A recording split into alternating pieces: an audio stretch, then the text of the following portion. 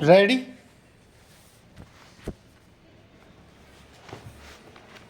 Start. भाइयों व बहनों, मेरे तो केवल भगवान ही हैं। परमात्मा के सिवा सब कुछ पर है।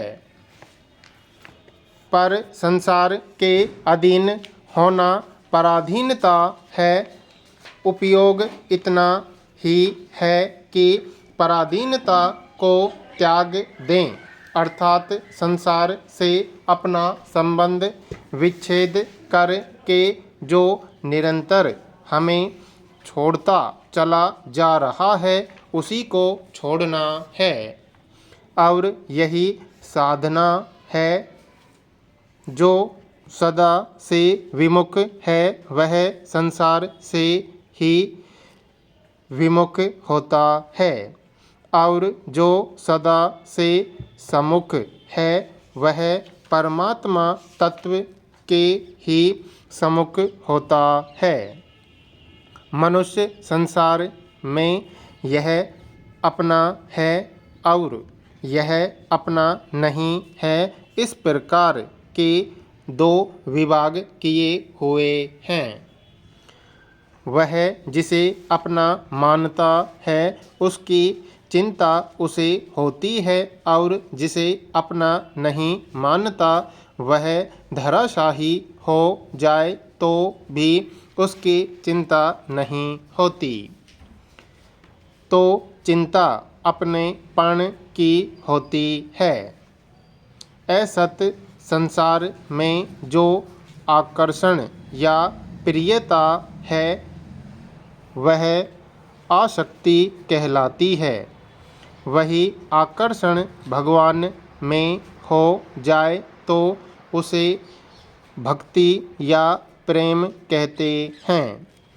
धन में, भोग में, परिवार आदि में जो हमारा खिंचाव है वह खिंचाव भगवान की तरफ होते ही भक्ति हो जाती है। वास्तव में अपने में भक्ति का संस्कार भगवान का खिंचाव स्वतः है, पर असत से संबंध जोड़ने से असत की ओर खिंचाव हो गया। लक्ष्य परमात्मा की प्राप्ति होने पर असत का खिंचाव मिट जाता है।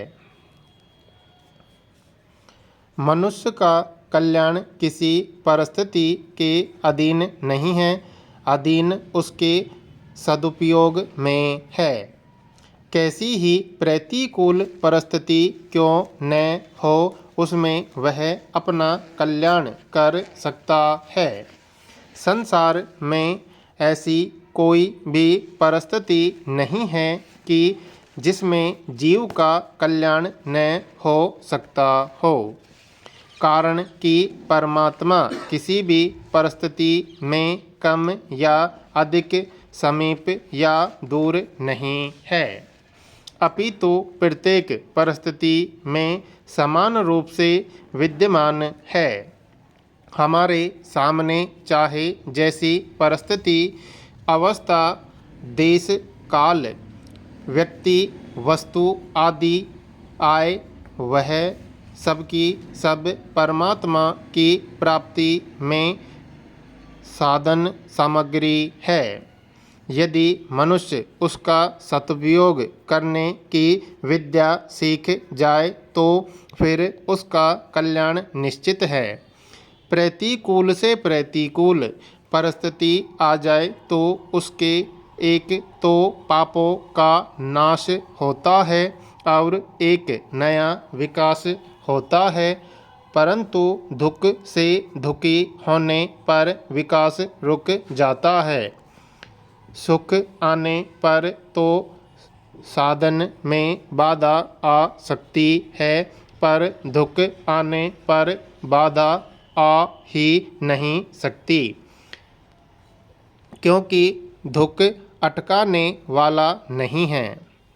इसलिए सुख आए या दुख, नफ़ा हो या घाटा, बीमारी आए या स्वस्थता, आदर हो या निरादर, प्रशंसा हो या निंदा, प्रत्येक परिस्थिति में मनुष्य को समान रहना चाहिए।